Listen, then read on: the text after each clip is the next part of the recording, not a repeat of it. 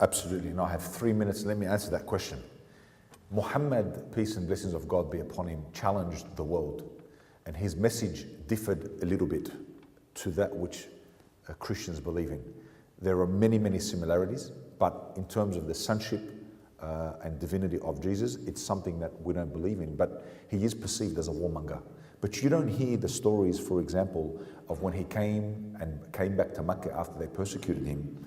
You don't hear the stories that he forgave them. And they wanted to kill him and they sought to kill him, but he forgave them and he said their homes are safe. He's safe. The first thing he did was guaranteed safety. We don't hear the stories that when a Bedouin entered the mosque and he urinated in the mosque. We don't hear that story of what the Prophet did. The companions got up to manhandle that Bedouin to remove him, and the Prophet said, leave him, let him finish his business. And he just instructed some companions to pour some water over the soiled area. You don't hear that.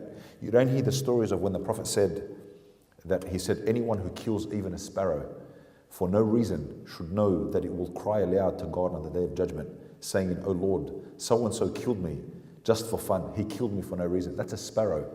You don't hear this. What we hear is a warmonger, somebody who you should be afraid of, somebody who was backwards, somebody who was repressive.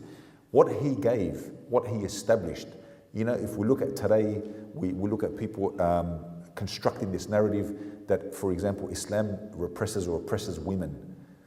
He gave a very emphatic statement, do not hate women. He gave a very emphatic statement, the best of men are those who are best to their wives, which means that the worst of human beings are those who mistreat their partners.